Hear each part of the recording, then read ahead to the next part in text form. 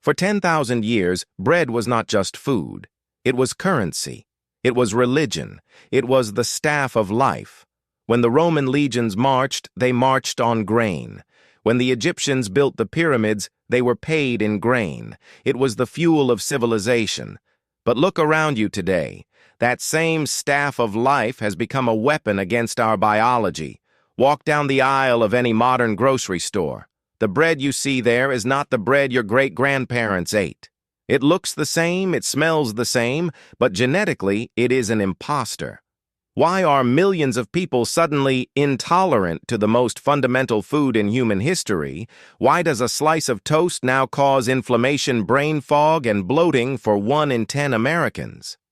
They tell you the problem is gluten. They are lying. Or at the very least, they are hiding the full truth. The problem isn't the bread itself. The problem is what they did to the bread. There is a grain that exists outside this system. A grain that has never been hybridized, never been irradiated, and never been touched by the dwarf wheat experiments of the 1960s. It is called einkorn.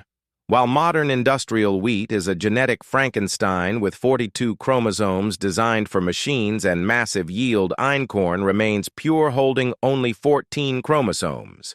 It is the original blueprint. It survived the Ice Age. It fed the gladiator. It was Europe's village survival insurance against famine. So here is the uncomfortable question.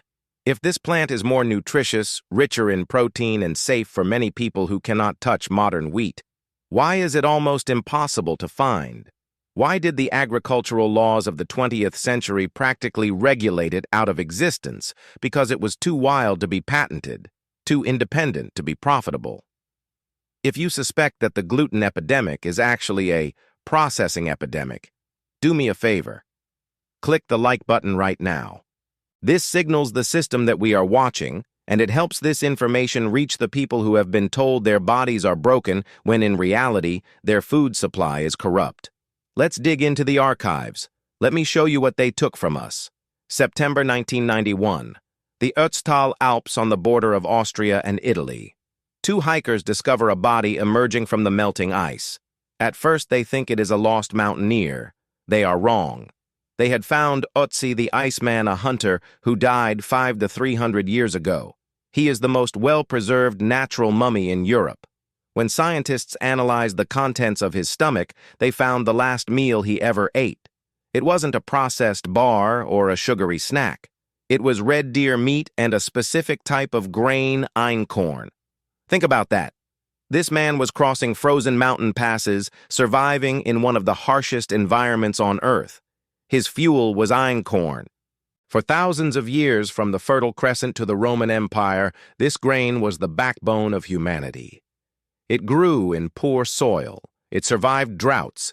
It was tall, standing nearly 5 feet high, waving in the wind like a golden ocean. So how did we lose it? How did we go from the fuel of warriors to the cause of allergies? The year was 1960, the era of the so-called Green Revolution. The world population was exploding and the industrial machine panicked.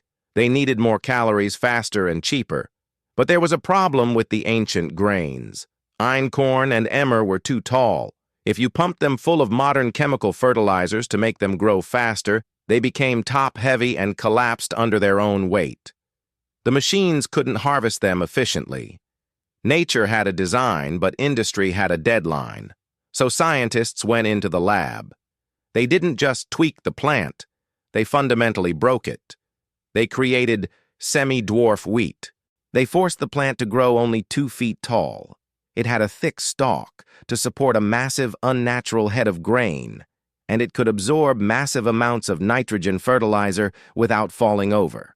But they didn't stop at height. They attacked the plant's armor. You see, einkorn is a hulled wheat. Nature wrapped every single grain in a tight protective husk. This husk protects the seed from insects, mold, and fungus. It means you can store einkorn for years without chemical preservatives. But to a factory, that husk is a nuisance. It requires an extra step to remove. It costs time, and time is money. So they bred the free-threshing wheat we have today. the naked grain. Easy to process, easy to mill, but completely defenseless. Without its natural armor, this new wheat needed protection. And who provided that protection? The chemical companies spraying millions of gallons of pesticides on the crops that could no longer defend themselves. We traded 10,000 years of resilience for 60 years of convenience. We replaced a warrior with a weakling that lives on life support. But the real tragedy isn't just what happened in the fields. It is what happened inside the seed itself. To understand why your body rejects modern bread, you have to look at the blueprint. Imagine a simple, elegant code. That is einkorn. It is a diploid. It has 2 sets of chromosomes. AA, simple, clean, 14 chromosomes in total. This is the code your ancestors' digestive systems evolved to recognize over thousands of years. Now look at modern bread wheat, Triticum estivum. It is a hexaploid. It is a genetic mutant. Through natural hybridization and aggressive human breeding, it carries a chaotic code of 42 chromosomes, A, B, D, D. Pay attention to that last pair, the D genome. Scientists have identified that the most severe allergic reactions, the inflammation markers, and the gut permeability issues are largely triggered by proteins found in this D genome. Einkorn does not have the D genome. It never did. It is pure A. But the difference isn't just in the map, it is in the material. Let's talk about the word gluten. To a commercial baker, modern gluten is a miracle. It is like superglue. It is incredibly elastic. You can stretch it, beat it with high-speed steel mixers, and blow it up with yeast until it is mostly air. That is why modern bread is so fluffy and huge. It is a structural marvel. But inside your stomach, that super glue is a nightmare. Modern gluten is tough. It is resistant to your digestive enzymes. When you eat a slice of commercial white bread, that gluten structure does not fully break down. It lingers. It irritates the lining of your gut, signaling your immune system to attack. This is the root of the non-celiac gluten sensitivity that plagues millions. Now compare that to einkorn gluten. If you try to make a fluffy Wonder Bread-style loaf with einkorn, you will fail. The gluten is weak. It is fragile. It snaps easily. To a factory, this is a defect. To your stomach, this is mercy. Because the bonds are weak, your digestive enzymes can shatter them effortlessly. The body recognizes it as food, not as an invader. And then there is the nutrition gap. If you cut open a kernel of modern wheat, it is stark white. It is starch. But cut open a kernel of einkorn, it is yellow. That yellow color comes from lutein. It is the same powerful antioxidant found in egg yolks that protects your eyes and your brain. Einkorn has twice the lutein of modern wheat. It has 30% more protein. It is dense with manganese, zinc, and iron. We are eating empty calories and paying for it with our health. We are told we are broken because we can't digest a food that was engineered to be indigestible. If you have a friend who is terrified of bread or someone who spends a fortune on cardboard-tasting, gluten-free products that are full of gums and starches, do them a favor. Share this video with them. Send it to them right now. They don't need to fear the grain. They just need to find the right one. But here is the catch. If this grain is so superior, if it heals rather than harms, why is it illegal to sell the seed in so many places? Why did the bureaucrats try to bury it? The answer lies in a boring bureaucratic acronym that rules the global food supply: DUS distinctness, uniformity, stability. For a seed to be legally registered and sold in the commercial catalogs of the European Union and many other regions, it must pass the DUS test. It must be uniform, meaning every single plant must look exactly like the one next to it. And it must be stable, meaning it never changes from generation to generation. Einkorn fails this test. Miserably. Einkorn is wild. It is an ancient landrace, not a laboratory clone. In a field of einkorn, some stalks are tall, some are short, some mature early, some late. This diversity is its superpower. It ensures that if a fungus attacks, it doesn't wipe out the entire field because every plant is genetically unique. But to the industrial system, diversity is a defect. They cannot patent nature. They cannot run a machine through a field that isn't uniform. So for decades, selling einkorn seed was pushed into a legal gray area, treated almost like contraband. They criminalized biodiversity to prioritize efficiency. But you don't have to obey their catalog. You can grow your own resistance. Here is the alchemy of the soil. If you decide to grow einkorn, you must forget everything you know about modern gardening. Do not coddle this plant. 1. The timing. It is a winter grain. You plant it in the fall, just before the ground freezes. 2. The neglect. Do not fertilize it. I repeat, do not use nitrogen. Modern wheat is addicted to chemical fertilizers. Einkorn hates them. If you feed it nitrogen, it will grow too tall, get weak, and fall over. It thrives on poor rocky soil where other crops die. 3. The roots. While modern wheat has a root system that stays in the top 6 inches of soil waiting for a sprinkler, einkorn digs deep roots, often reaching down feet into the earth to find its own water.